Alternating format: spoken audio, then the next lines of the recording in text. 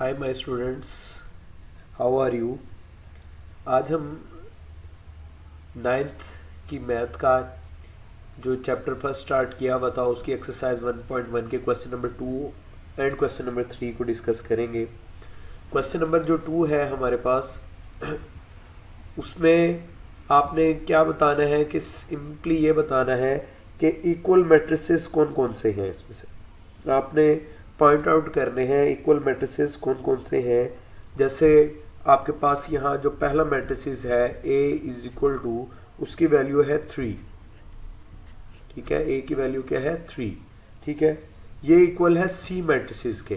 ठीक है, किस तरह C मैट्रिस है, क्योंकि C के अंदर जो वैल्यू है वो किसके इक्वल 5 - 2। अब 5 - 2 का जो आंसर है वो क्या आता है, 5 में से 2 को आप माइनस करें तो कितने बनते हैं 3।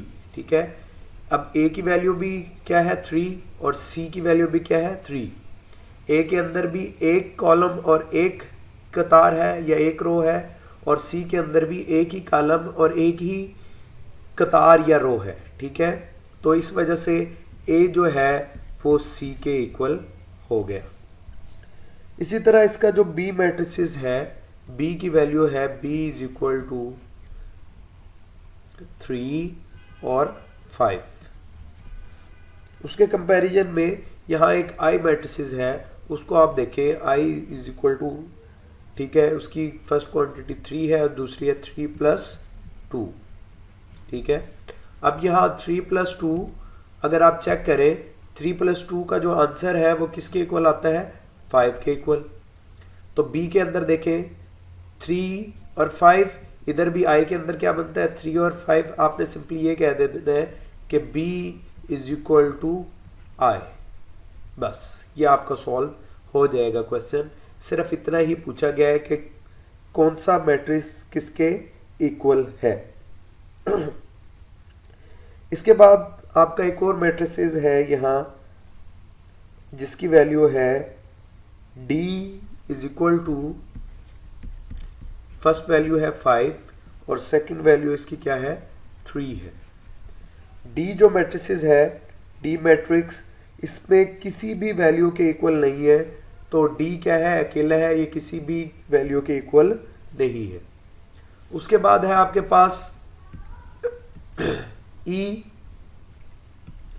की वैल्यू देखते हैं। E किसके इक्वल है, E इज इक्वल टू 4062। एक तो ये हो गया। ठीक है, सेम H है, उसकी भी सेम वैल्यूज है 4062। इसी तरह एक और मैट्रिसेस है J जिसकी वैल्यूज कुछ यूं है 2 + 2, 2 - 2, 2 + 4 और 2 + 0। अब इसके अंदर देखें कि ये तीनों मैट्रिसेस किस तरह इक्वल हो गए। E is equal to H, ये तो आपको वाज़ेह नज़र आ रहा है कि पहली क्वांटिटी पहली के बराबर 0 0, 6 की जगह इधर भी 6 लिखा हुआ है, 2 की जगह इधर भी 2 लिखा हुआ है। अब ये देखें 2 + 2 कितना होता है 4 होता है। ठीक है, तो ये पहली कंडीशन को फॉलो कर रहे हैं। 2 में से 2 माइनस करें तो कितना बचता है 0 बचता है, तो ये दूसरी कंडीशन को भी फॉलो कर रहे हैं। अच्छा 2 + 4 क्या होता है 6, तो यहाँ भी 6 आ गया। 2 + 0 क्या होता है 2, तो यहाँ भी 2 आ गया। तो इस कंडीशन में E, H और J ये तीनों मैट्रिसेस क्या हो गए इक्वल हो गए।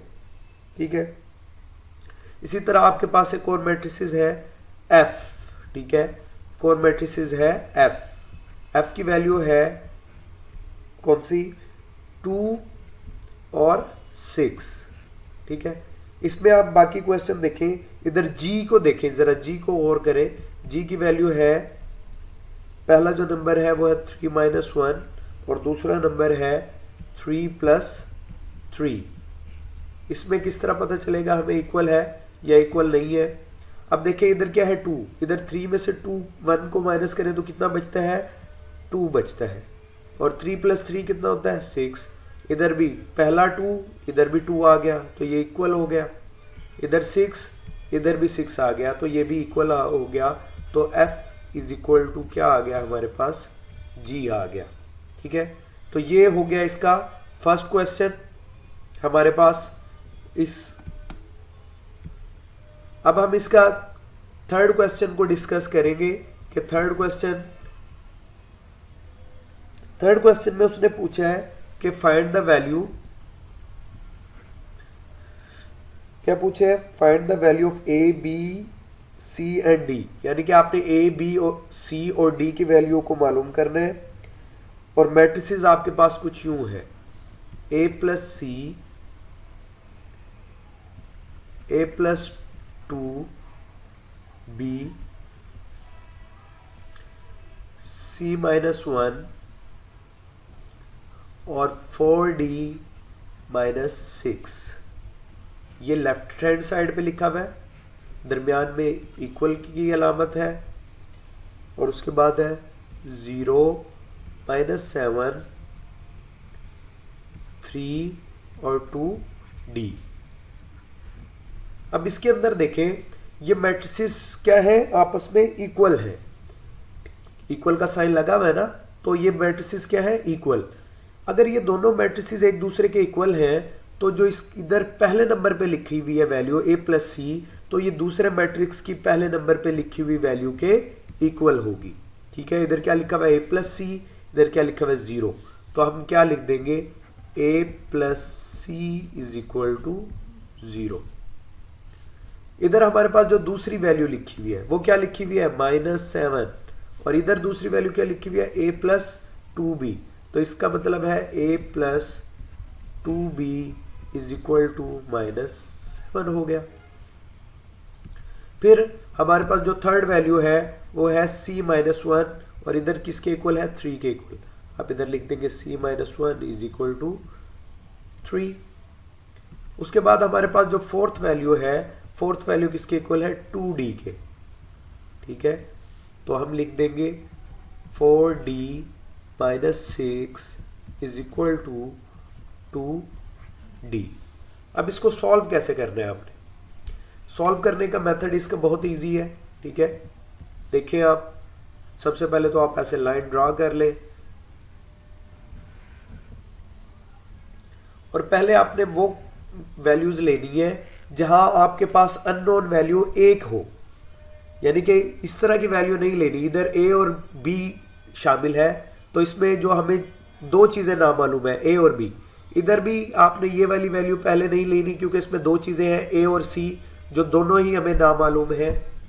अब इधर देखें, आपको पास एक ही वैल्यू है c जो ना मालूम है, इस c को पहले आप फाइंड आउट कर लें। c को कैसे फाइंड आउट करेंगे, c यही रहा, इधर बराबर का साइन आ गया, 3 ऑलरेडी यहाँ मौजूद था, -1 मैथमेटिक्स के मुताबिक -1 इक्वल के दूसरी साइड जाके किसका हो जाता है, प्लस का हो जाता है, तो -1 दूसरी साइड आके किसका हो गया, +1।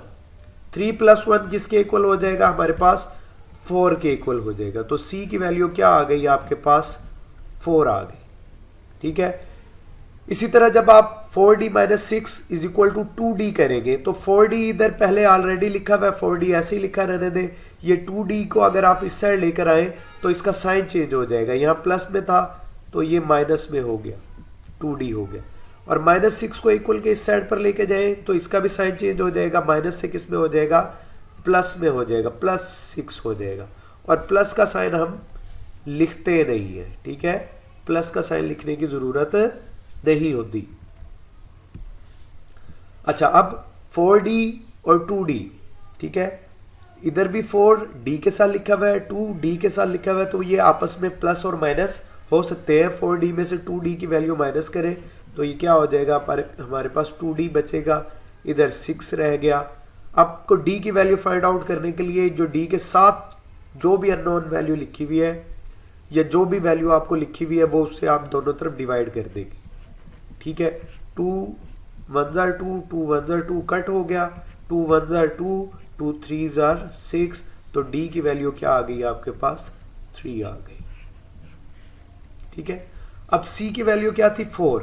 आपने इस फर्स्ट इक्वेशन में c की वैल्यू क्या पुट कर देनी है, 4 पुट कर देनी है, इज इक्वल टू 0 आ गया। +4 राइट साइड आके किसका हो जाएगा, माइनस का हो जाएगा 4। तो आपके पास a की वैल्यू क्या आ गई, -4 आ गई। अब हम लास्ट वन करेंगे अपना।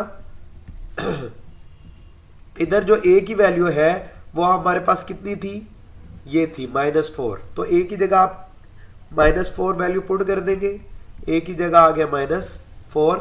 इसको मैं रेज कर दूं ताकि आपको कंफ्यूजन ना रहे। इधर क्या था हमारे पास, a था, a की जगह मैंने -4 पुट कर दिया। b की वैल्यू अननोन है तो ये एज इट इज लिखा रहने दें। इधर -7 एज इट इज आ गया। अच्छा, -4 को आप राइट साइड पर ले दें, 2b इधर अकेला बच गया, -7 -4 इधर आकर किसका हो जाएगा, +4 हो जाएगा। 2b अकेला बच गया, -7 और +4, प्लस माइनस माइनस, तो यहाँ आपके पास माइनस का 3 बचेगा। 2 से इधर भी डिवाइड कर दें और इधर भी डिवाइड कर दें।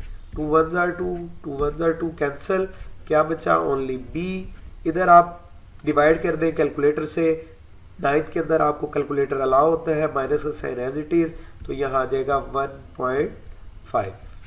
तो आपका ये फर्स्ट जो चैप्टर है उसकी एक्सरसाइज 1 कंप्लीट हो गई। आई होप आपको अच्छे से समझ आ गया होगा। अगर आपको नहीं समझ आया तो आप इसको एक दफ़ा और देखें, ठीक है। हर स्टेप को 1 बाय 1 चेक करें तो आपको अच्छे से समझ आ जाएगा। अदरवाइज आप मुझे कमेंट बॉक्स में लिख सकते हैं अगर आपको कोई पॉइंट समझ नहीं आया। My best wishes with all of you. Thank you.